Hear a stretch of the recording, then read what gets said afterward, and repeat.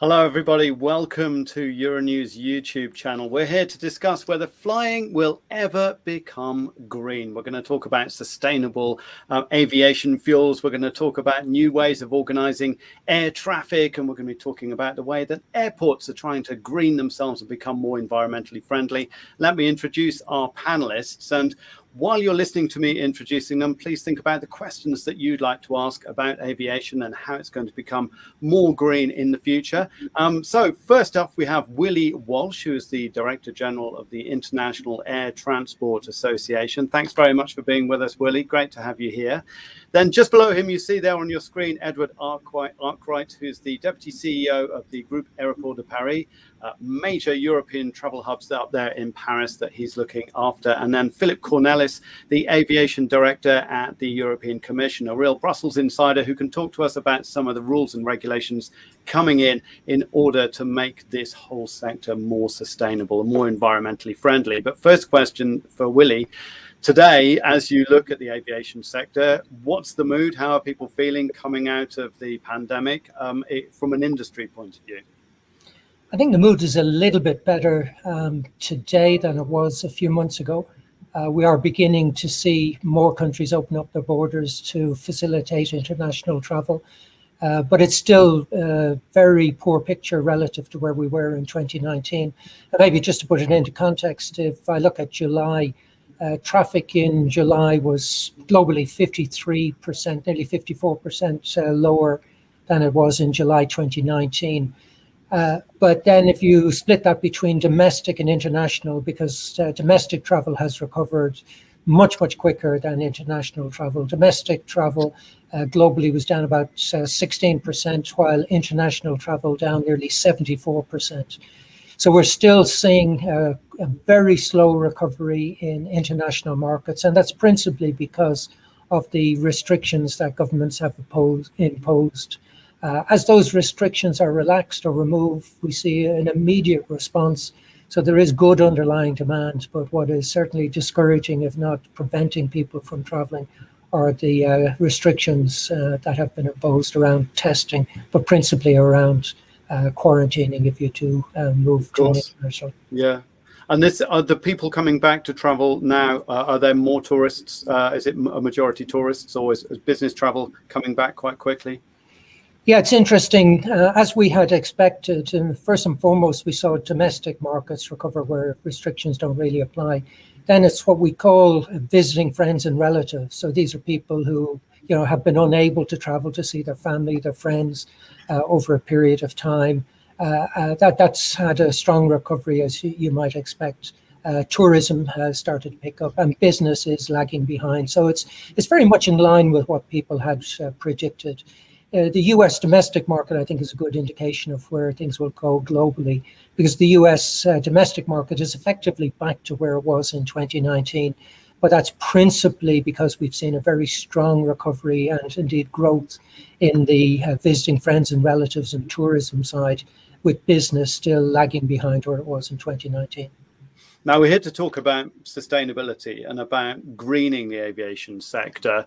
To what extent would you, Willie, as somebody representing airlines all around the world, say that there is a awareness that's again coming out of this pandemic and coming out of the experience of the last couple of years, that means that concept is present or more present than it was maybe 5 years ago, already at least in the minds of people, and that we can talk about the action afterwards. But in terms of what people are thinking about, that's to say the industry players, but also the passengers, people buying tickets.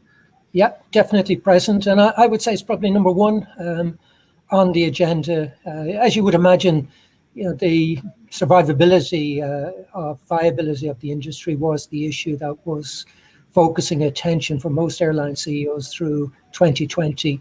But the environment is right up there.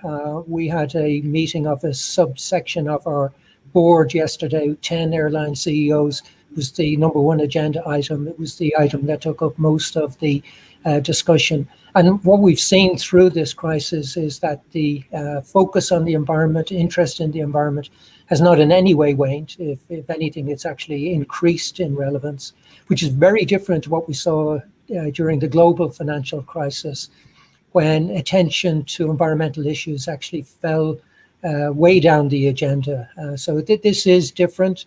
I'm pleased to say that we're still seeing airlines making hard commitments to improving their environmental performance. So putting cash into projects, spending money at a time when the airline industry has very little money to spend.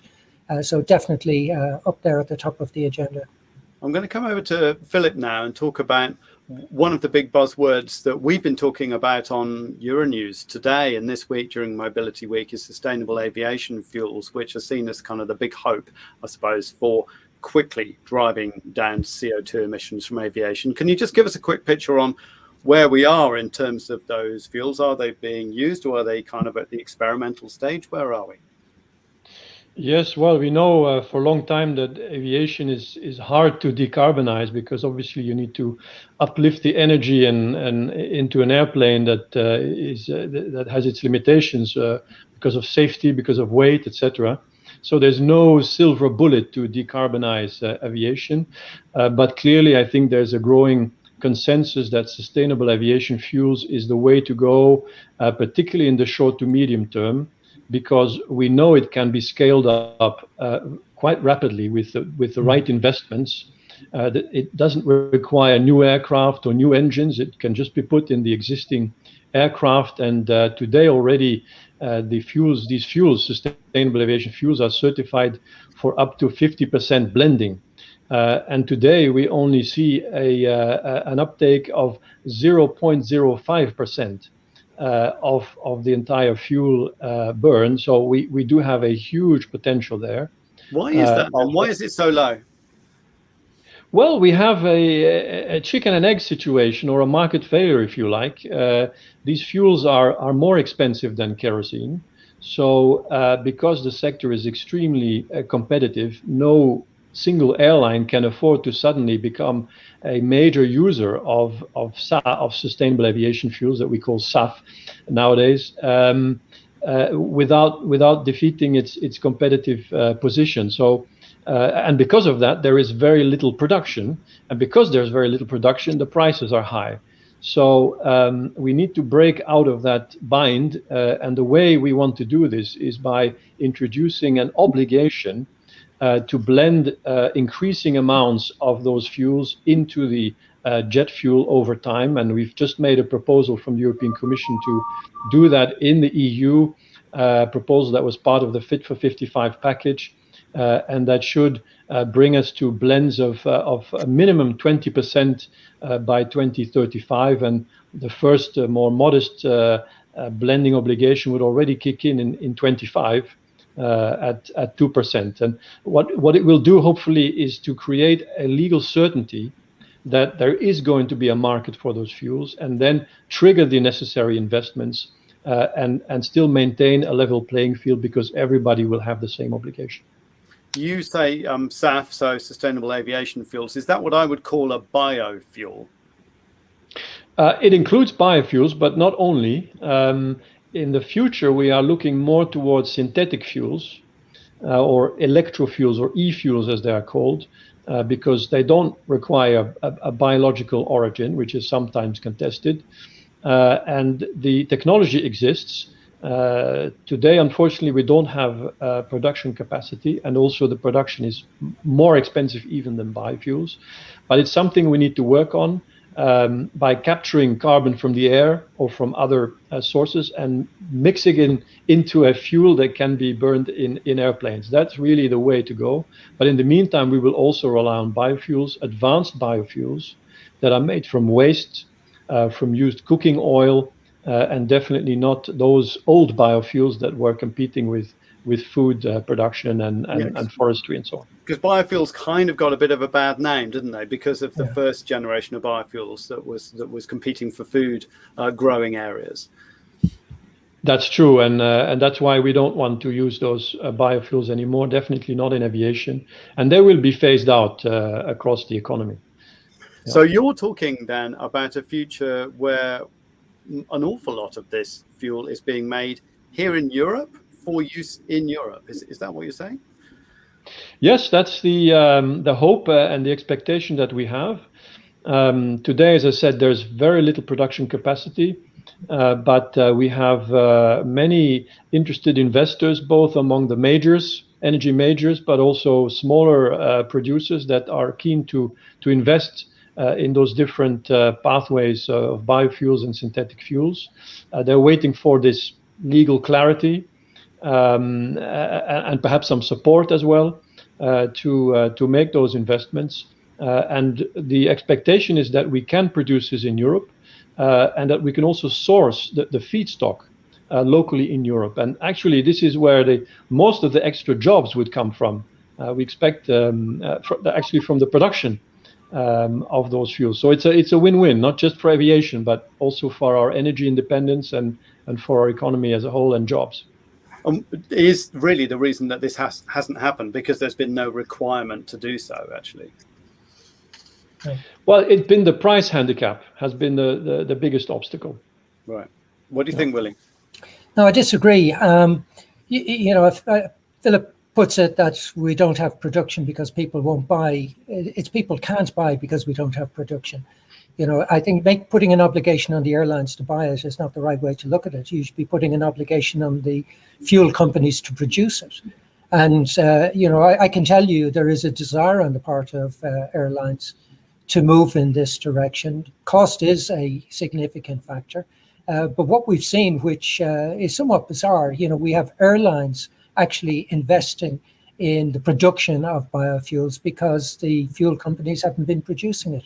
So, my previous company, British Airways, have, committed to the production and to buying everything that can be produced. So, we've felt that we had to go out there and be part of building the facility. Now, that isn't the role of an airline. So, I think there has been a failure here. That failure is principally on the part of the fuel companies, because they haven't been producing sufficient levels of biofuels for the industry. The industry has been calling for biofuels for many, many years. Why do you think they haven't engaged with it? Because they've been complacent? I think complacent, and I think because they've not wanted to make the investment that was necessary. We need to change that. And certainly from an IATA point of view, we take a simple position that there should be an obligation on these fuel companies to produce wide-scale availability of biofuels. We need governments who have incentivized the production of biofuels, or let's call it biofuels or sustainable fuels. We've had government support for sustainable biofuels for road transport that has other alternatives, but we've not had the same emphasis on support and incentivizing the production of sustainable fuels for aviation. So I can assure you the industry is very keen and very excited about the prospect of sustainable aviation fuels, because we do see that as the solution, certainly in the short to medium term as we scale up availability of sustainable fuels. Longer term, I think there might be other technological solutions, electric, hybrid electric, and indeed hydrogen, potentially in the future, and who knows. But in the short to medium term, biofuels or sustainable aviation fuels are a definite, credible path for the industry. And we're definitely going to be pushing hard for others to play their part in ensuring that there is sufficient production. I'm going to come over to Edward now because you didn't have a chance to speak yet, but I'm going to actually hit you with one of the questions that we've had from Instagram now. Am I going to be able to pronounce that username? I don't know, but it looks like Mailov at the end. They're asking about whether you can improve navigation, and I'm wondering from an airport's perspective, what's going on there at the moment. Are routes as efficient as they could be, and what can be done to kind of improve efficiency from that point of view?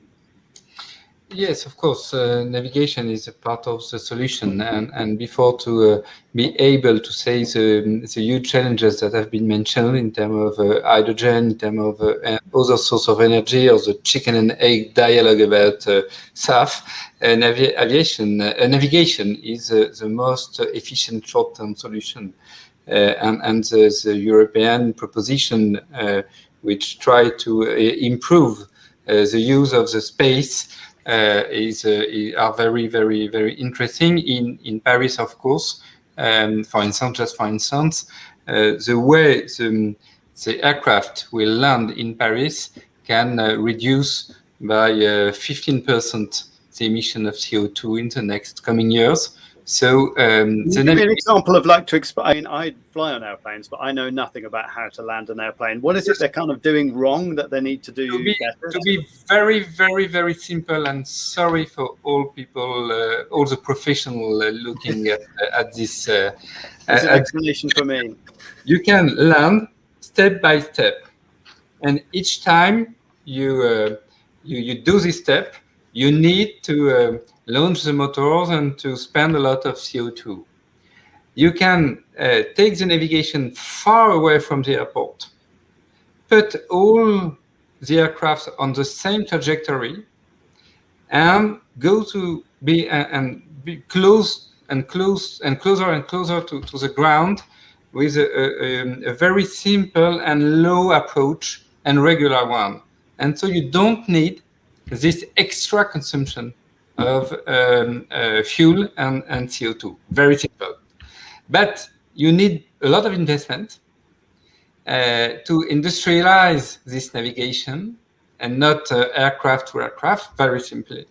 And you need to do it very far from the airport. So you need a new way to organize a dialogue between aircraft, pilot, and navigation. Sorry, it is a very simple, this explication. Well, solution. I am quite a simple person when it comes to this stuff, and I look at my flight radar, and we're looking at what it is that's flying over my head. But then I look around Benelux, from Paris up to Amsterdam. It's just kind of bright yellow with planes on my map. So how do you do that? How do you manage to get everybody to work together and do these lovely smooth landings that's going to be able to save fuel?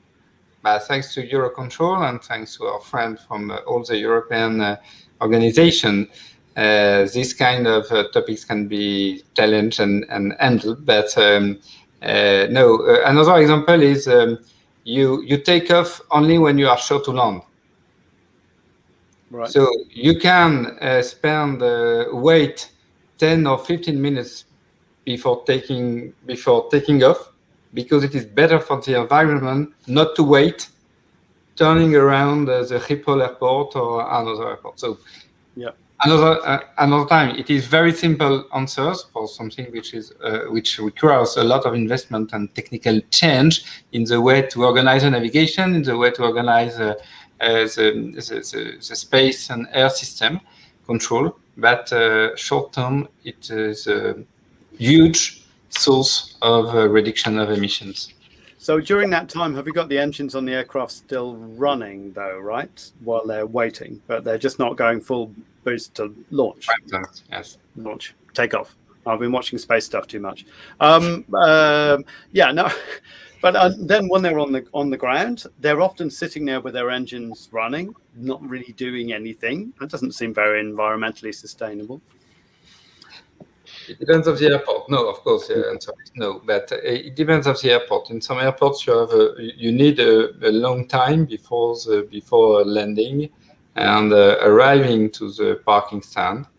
And in other one, it is part of the competitiveness of some airports to be very close. For instance, in Paris, we have two airports, Orly and CDG. In Orly, it is very close. In CDG, a little less. In Schiphol, very far away. So we have to organize this time with new motors and use electrical one, use innovation in order not to use the motors of the aircraft. And that's very there is not a technical innovation or huge move.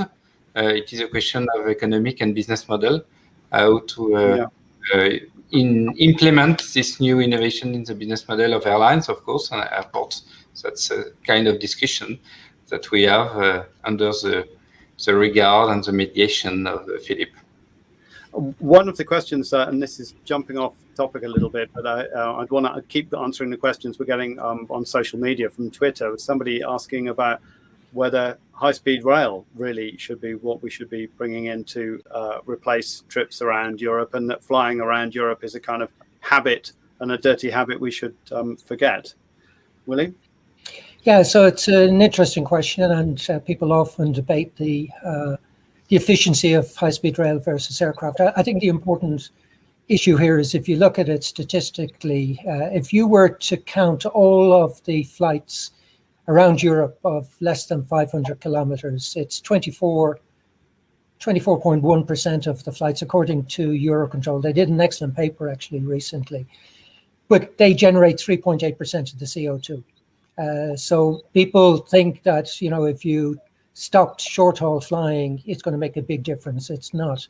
You know, most of the CO2, as you would expect, is produced from long haul wide body aircraft on flights that can't be replaced by high speed rail. So I think we need to look at the facts here and make sure that decisions, particularly political decisions that are being taken, will deliver the right results. So without question, there are flights that you could eliminate and say that you know, these shouldn't be operated. But you know, it's not going to make a huge difference to the amount of CO2 that's produced. And I would slightly disagree. Really interesting. That's 3.8%, though. Yeah, yeah, and this is based on the Eurocontrol did a very detailed assessment, and that figures for 2019, which was a full year of operation. They did some work on 2020, broadly the same thing. And we've been saying this for a long time.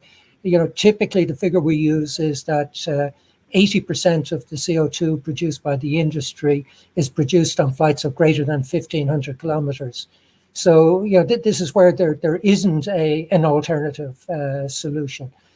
So I think this idea that you can resolve this issue or solve this issue by just using high-speed rail is not going to be the solution. You then have to look at the cost of high-speed rail, the impact. You know, you'll be familiar with the debate in the UK over HS2, where there's very strong opposition to it. Noise pollution, which is significantly greater from road and rail transport. Land use, which is significantly different. So when we're looking at environmental issues in its totality, you know, there are a lot of factors that need to be considered. But one thing I would just say, going back to what Edward was saying there, you know, the issue in Europe, and Philip has been excellent on this, the Commission have been pushing this for many years. Part of the problem in Europe is we have 37 different ATC providers in Europe. And that's where the inefficiency comes from, because you have airspace that's divided up largely along geographic political lines. And it's a political issue. It's not a technology issue that can resolve this. Because in fact, the aircraft, you know, I started flying 737s back in 1980. Yeah, the aircraft that we're operating today are incredibly efficient and capable of navigating from point A to point B without any reliance on ground-based navigation aids. But we're still operating the aircraft as we were back in the 70s and the 80s when I first started flying. So airlines have already spent billions on putting the technology on board the aircraft. The technology exists in the air traffic control centers, but it's a political issue where politicians have failed to address what we call the single European sky. And that's... I thought we had the single European sky that was going to be the answer to all of our problems. Isn't that already in place? It is an answer. In my opinion, it's a scandal that we don't have it, because you know what's happening today is that airlines are being forced to fly in an inefficient manner, not because of technology, but because of politics. And you know, personally, I find it very difficult to listen to politicians lecturing the industry on what they should be doing, when they themselves could do a lot to eliminate structural inefficiency in the system. That has been. Is that because the politicians are worried about air traffic controllers striking, followed by lots of angry passengers? Exactly. Yeah, it's one of the reasons. So the technology exists, the money has been spent. What we need is a political willingness to address the issue and eliminate this inefficiency, which could be taken out of the system, and is responsible for about 8 to 10% of the CO2 produced in European skies. That could, in effect, be eliminated very quickly. Philip, how do we fix this? Yeah, I mean, I was just also going to mention this 10% figure, which was calculated quite recently as being the difference between the perfect flight and the observed flight as they actually happen. So the potential of reducing emissions by improving air navigation. Of course, it will be very hard to harvest that whole 10%. But even if we can harvest half of that, it will be a great achievement. And this is what we're trying to do with building further the single European sky, with promoting technologies, researching in the CESAR program that you may have heard of. New do you air agree navigation with Willie that technology. it's basically all about politics here, and politicians are standing in the way? And There is what quite a can the lot of Commission do? politics. There is quite a lot of politics involved, and we currently have a new piece of legislation on the table in the European Parliament and the Council that is not progressing as rapidly and as ambitiously as we would like. But we need to continue to push in that direction, and there are more and more people who see the importance, particularly also from the environmental angle. But Jeremy, if I could just also pick up on the short haul flights, because that's really a very topical issue, and I think it will be for several years to come. And we are from the European Commission side very much promoting high-speed rail. It's already well developed in some member states like France and Spain and Italy, but we see it's not the case elsewhere, and we also see cross-border it's very weak. So we definitely need to make progress there.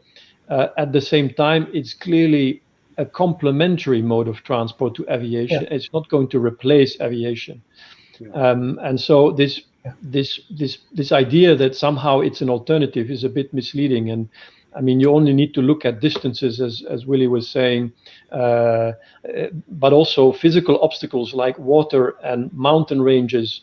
That you just cannot cross them with railways unless you build a tunnel like we did in one case, but at very high cost. Indeed. Well, I was just thinking about, I want to go to COP26 from where I live down in France. So it must be about 1,500 kilometers. And if I go on the train, it might take me 2 days. If I went on the plane, so we really need to, there's no alternative to decarbonizing aviation itself. And this is the way to go, and we believe it's possible, as we've calculated. How far can you go, though? Because you've got all of these net zero objectives, and you're pushing the motor industry really hard from the Commission perspective with a Fit for 55, basically saying electric only from 2035. It doesn't seem to me that you're pushing the aviation industry quite as hard as you could, or perhaps you should.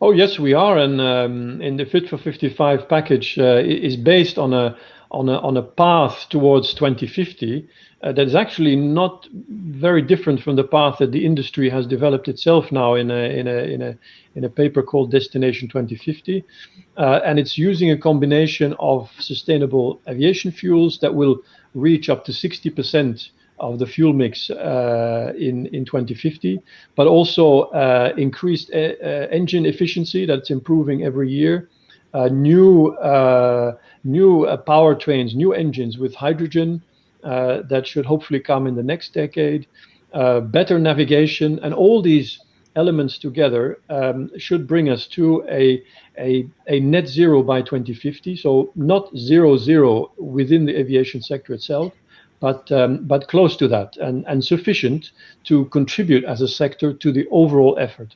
But here, Willie, we're talking about buying new planes, investing in new kit, and that's expensive. I'm assuming it's enormously expensive. And we're talking about an industry that's really in crisis, or has been in crisis. Lots of layoffs, you get the impression some of the airlines are artificially propped up by governments. How are they going to be able to afford to make these changes? Yeah, it's a great question. And in fact, if you look back in the last decade, the industry has improved its fuel efficiency by about 21.4% from memory. Now, that's principally come on the back of $1 trillion of investment in new aircraft. So, replacing the existing fleet with more efficient aircraft has generated a big benefit. It was an interesting question you asked about the motor industry, because I think what we need to do here is we've got to push hard on the manufacturers. Airlines don't build the airplanes or the engines in the same way as drivers don't build the cars. So the way here is to insist on better performance from Boeing and Airbus, the principal aircraft manufacturers, GE, Rolls-Royce, Pratt & Whitney, the principal aircraft manufacturers. So this has got to be achieved through everybody being pushed. I think the emphasis on trying to force airlines to do it all is wrong, because you're quite right. In our best decade ever, which was up until from 2010 to 2019, the industry made an average return of 5.5%, an operating margin of 5.5%, best ever. In the previous decade, it was 0.7%. So, people often think the airline industry is a rich industry. Yes, we generate a lot of revenues. It's not a highly profitable industry. There are airlines within the industry who are highly profitable and highly efficient. So going forward, we do need to spend money on new aircraft, but we've got to insist that those aircraft are as efficient as they possibly can, because it's clearly in the interests of Airbus to continue to produce the A320 family aircraft with the engines that they currently operate, which are built by either GE or Pratt & Whitney. So, we need everybody to stand up and to deliver if we're to achieve these targets, which I believe are achievable. I'm absolutely convinced the industry can get there, but it will only get there if everybody plays their part. Edward, some of the other questions we've had from social media have been about things like using airships, and whether that is something that is going to emerge as a different kind of way of moving people and cargo, because let's not forget cargo is a big factor here in terms of the number of flights out there. People also talking about drones, electric drones, which I see when I go to technology shows, and they look fantastic. I don't know whether they really work or not. What's the view from an airport perspective? Could you accommodate those sorts of things? Is that the kind of thing you're already thinking about, actually, about how that might work? Yes, of course. We consider that that the low altitude is a new frontier for our industry, and it is a very good example that our industry can be there in the next 2, 3, 4 coming years.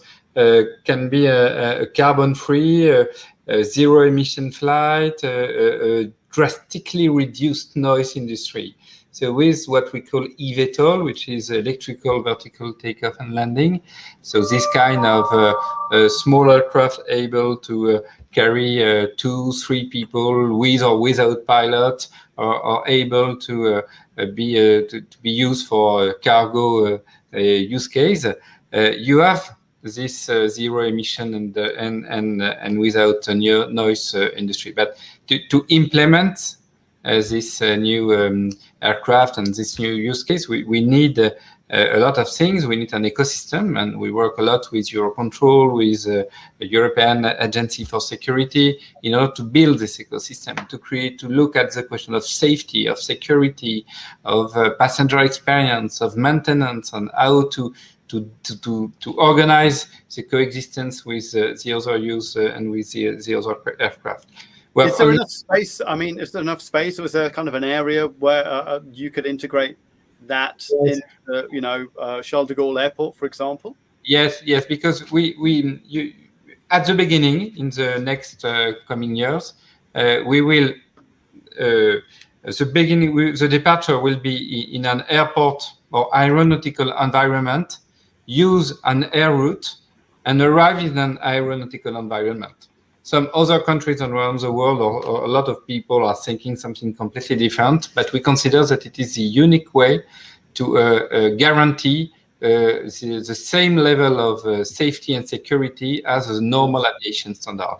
And in Paris, for the Olympic and Paralympic Games in 2024, we will be able to propose to thousands of people to use this new eVTOL, and we will see with other partners, especially the European one, how to create this environment and how to reveal the use case, because the most important thing, it is the use case.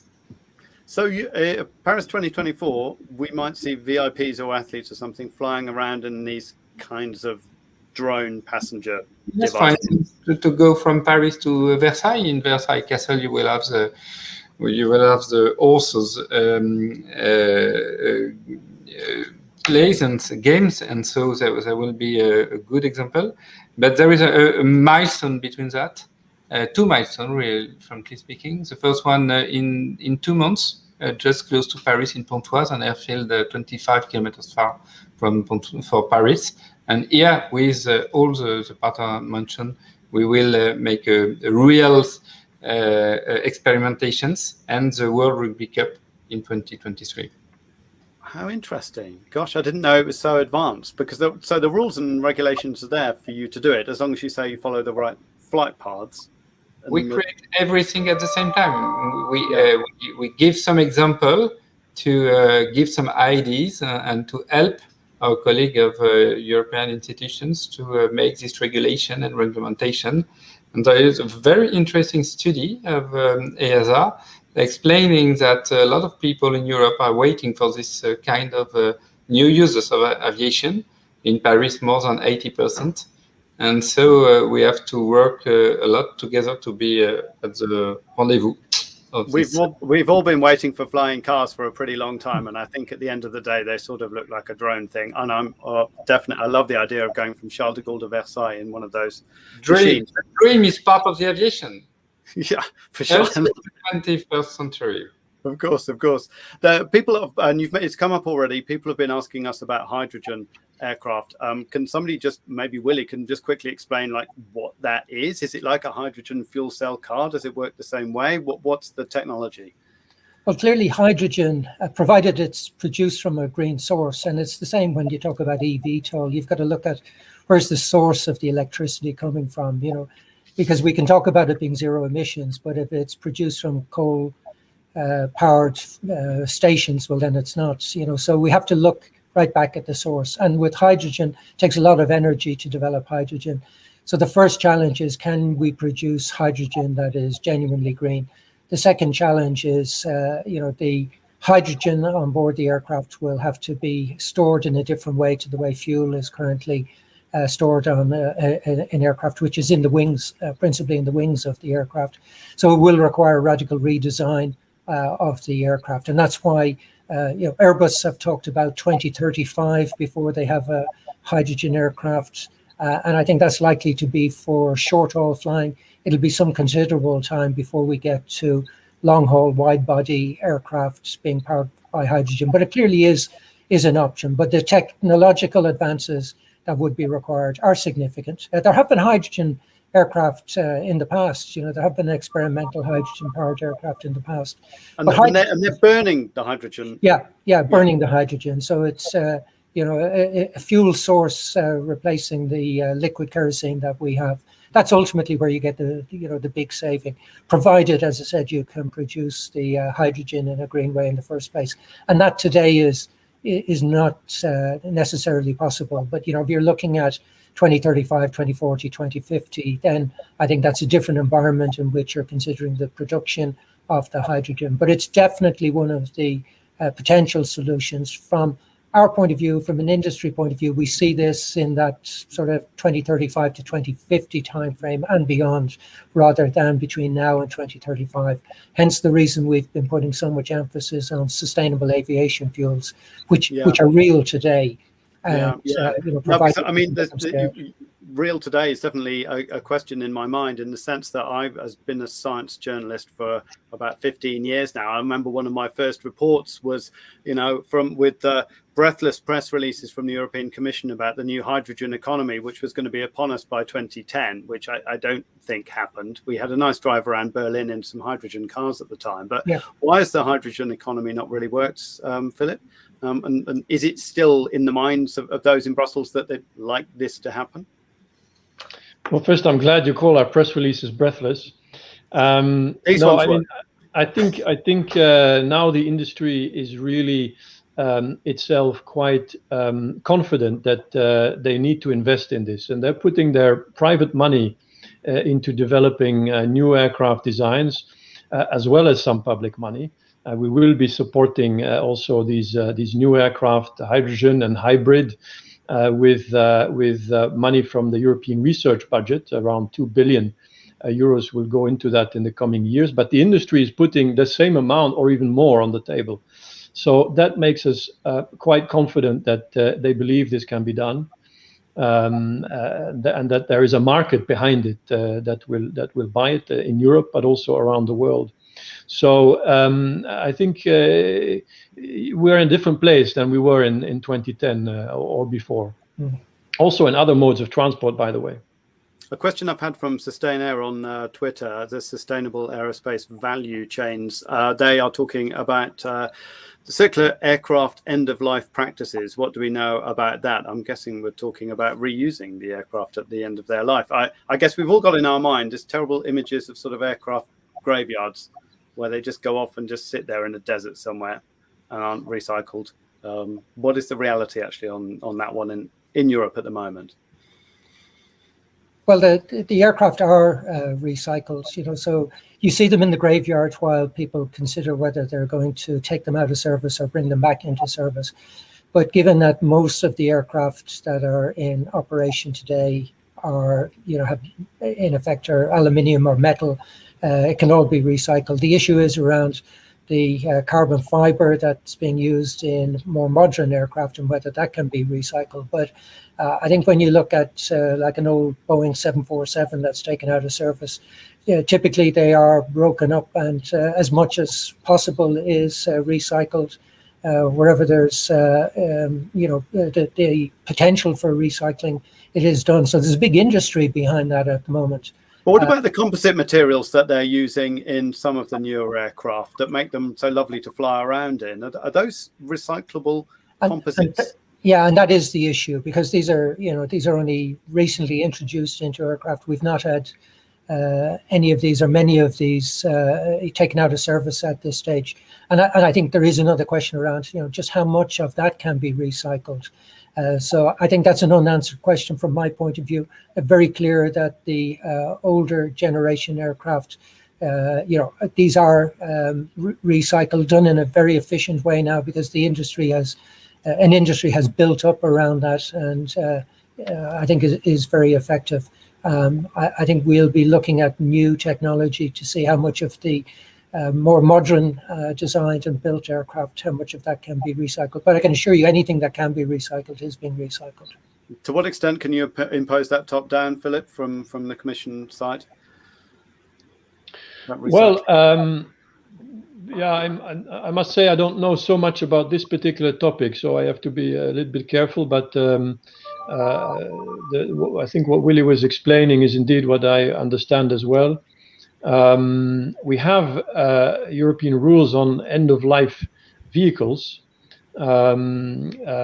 I'm not sure we have them for aircraft, but it's an important topic, and it also goes together with the wider discussion on fleet renewal, where clearly when we bring new aircraft into the market, the real emission gain only arises if you dismantle the old one instead of course, using it somewhere else. So this is an important aspect, and end of life is clearly part of the equation. And Edward, at the airport level, what's being done now to improve the kind of, or move towards this circular economy goal that we as journalists often hear about people aiming for in different sectors and things? Obviously, you can't just jump to it straight away, but you start with a few recycling bins and you kind of move on from there, I suppose. What's being done in the airport level? The main topic for an airport, it is the works. All what is produced by works.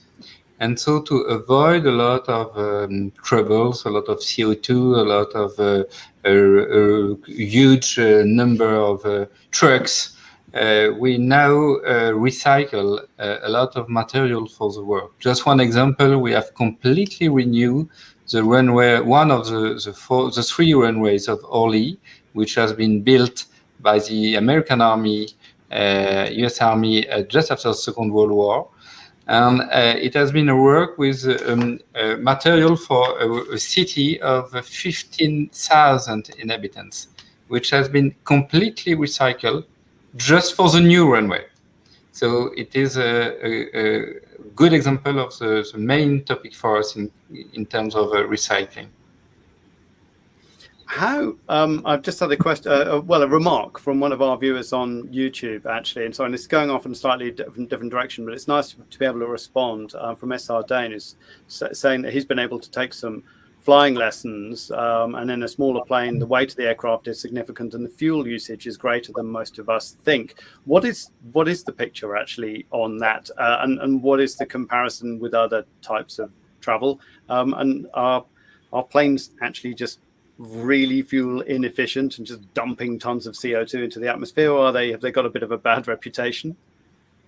It's a great question. I think what you've got to look at is the efficiency based on the distance traveled and the number of people carried, because we often compare the efficiency of an aircraft to a train. We don't always talk about, well, what's the occupied seat factor on an aircraft compared to the occupied seat factor on a train. And indeed, in cars, most cars drive around with less than 2 people. I think the average occupancy of a car is something like 1.2. Yeah, and yet we all know there's at least 4 or 5 seats in the car. The airline industry clearly works hard to try and fill every seat that's on board the aircraft. So that's why it's not just a simple question of how much fuel do you use to travel 1 kilometer or 100 kilometers. It's what can you transport in that mode of transport over that distance. And clearly with aviation, given that it's a big world, as Philip said earlier, it's not all connected by landmass. Aviation is often the only option that you have to get from A to B. But aircraft are significantly more fuel efficient today than they were when I first started. And as I said, in the 10 years up to 2019, we improved fuel efficiency by 21.4%. So fuel usage, because it's always been the single biggest cost element for an airline, there's always been an incentive for airlines to minimize the amount of fuel they use, and hence the incentive to minimize the amount of CO2 that they produce, because it's a direct relationship. As you know, a ton of kerosene develops 3.16 tons of CO2. So that's how we know how much CO2 we're producing, because we know how much fuel we're burning, and we're all the time looking to reduce the amount of fuel that we're burning and the amount of CO2 that we're producing. Some airlines make noise about offsetting their emissions as well. I actually don't really understand what it is they're claiming that they can do there, because as you say, if I fly to Amsterdam, it's, for me, I think it's 200 kilograms of CO2 in the atmosphere. When they say offsetting, what are they doing? Yeah, it's a great question. I think it's a bit like you talked about first generation biofuels. I think some of this offsetting has had a bad reputation because, people really challenge, is it achieving the goal, the objective? Are you seeing a net reduction or a reduction in CO2 somewhere else to offset the amount of CO2 that you're producing? So that's the basic principle. Under the ICAO, the International Civil Aviation Organization, which is the UN body responsible for aviation, they have approved offsetting schemes. So these are highly regulated, highly tested and approved schemes where the money goes into a system that genuinely reduces the amount of CO2 that's produced.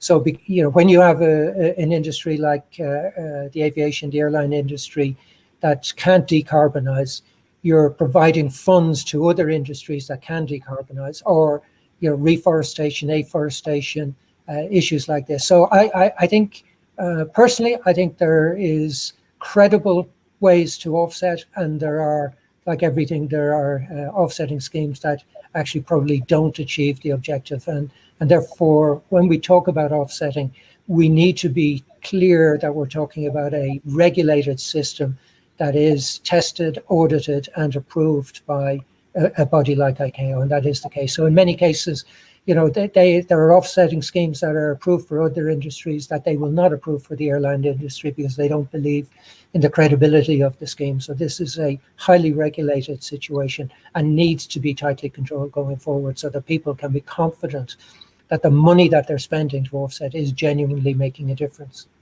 Another question we had coming in on social media, and thanks everybody for sending those in, regarding the end of life question we were just talking about.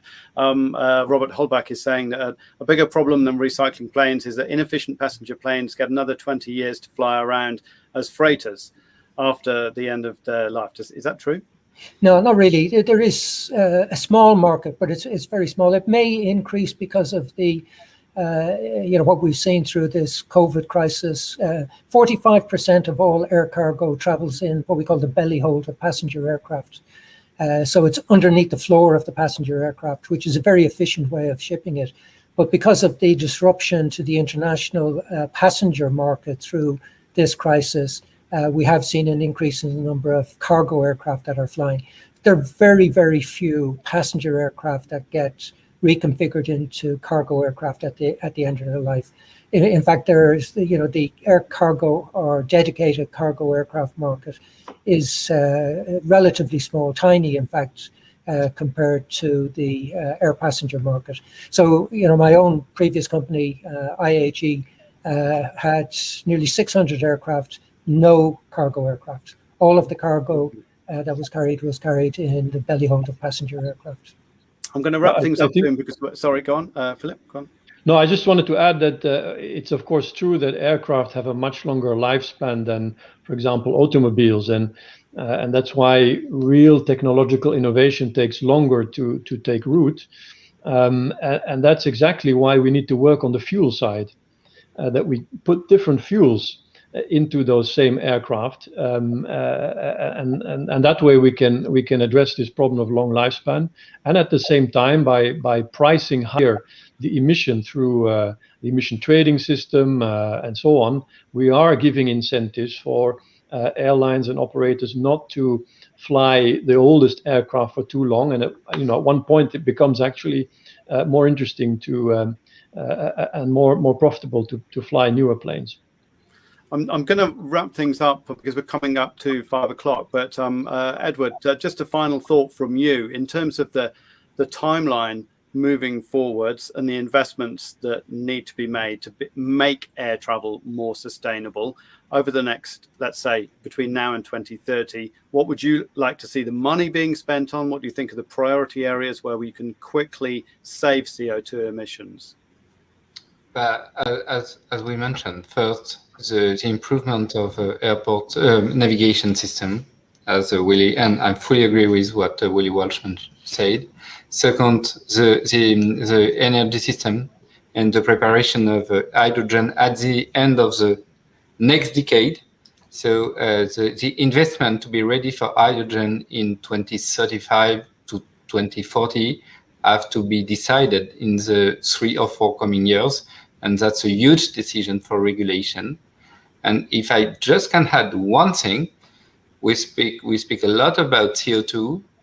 Don't forget that the very, very, very low footprint of aviation on biodiversity, which will be the huge challenge of our world. And we have a lot of things to say about that. Philip, can I kind of ask the same question to you? I mean, obviously you're coming from a different point of view at the European Commission, but what's the roadmap for cutting CO2 emissions? Is it basically making sure that these sustainable aviation fuels get pushed really hard? Is that just number one, or is it the air traffic that Edward was talking about? Well, it's all of that. And I think what is different this decade from the previous decades is that it's no longer enough for the aviation sector to pay for emission reductions in other sectors through offsetting, as we were discussing, or through the purchasing of emission allowances. It still exists, these two mechanisms, but they are going to take a less important place, and we're really going to move towards in-sector reductions of emissions. So the actual aviation sector itself reducing its emissions. I think that's also what the public and the passengers expect. I mean, they will not tolerate a lack of progress within the aviation sector itself. And we have different avenues, and we like to call it the basket of measures, because there's a whole range of measures that we need to pursue in parallel, whether it's new fuels, whether it's better air navigation, whether it's designing new aircraft like hydrogen aircraft, which takes longer, of course, but you have to start today. And all these things taken together, together with price signals, will, in our view, push the sector towards greening and therefore make it also acceptable to fly into the future, even to the younger generations. A final word for William. We haven't talked a lot about the consumers, but is the price for all of this investment and this change going to end up in my plane ticket, am I going to end up paying another couple of €100? Is the price of flying going to become more expensive because we've got to make these investments, do you think? Absolutely. You know, if the solution of Europe's solution is to tax, that ultimately gets passed through to the consumer. As I said, the airline industry is not a highly profitable industry. It's a very efficient industry. It doesn't need to be pushed because it's all the time trying to become more efficient. It works very hard to do so, and it will continue to do so. You know, so what we've got to do is make sure oil companies, if you want to push somebody, push the oil companies to produce sustainable aviation fuels. There's a highly profitable industry that has made billions over the years. They're the people that produce these fossil fuels, force them to produce sustainable fuels, force the aircraft manufacturers like Airbus, who get billions of support from European governments, force them to produce more efficient aircraft, force politicians to address the scandal of inefficiency in the air traffic control system. Then talk to airlines about what airlines can do, because I can assure you we're working hard to improve, and we're absolutely committed to doing everything we can. And I've absolutely no doubt that you know, if everybody plays their part, this is an industry that can be viable financially, but more importantly, it can be viable from an environmental point of view. Thank you so much to all three of you for what has been a really stimulating debate. I've really enjoyed this. Thank you, everybody, for taking part. Thank you for the questions that have been sent in online. So thank you to Edward Arkwright, Deputy CEO from Groupe Aéroports de Paris. Thank you to Philip Cornelis, Director for Aviation at the European Commission, and Willie Walsh, Director General of the International Air Transport Association. You can go online to euronews.com/mobility-week and read more about this topic. Watch this again, of course. Leave us comments. Let us know on social media what you're concerned about regarding mobility, aviation, sustainability, and reducing CO2 emissions. We're interested in your views. Thanks very much for watching, everybody, and we'll see you soon.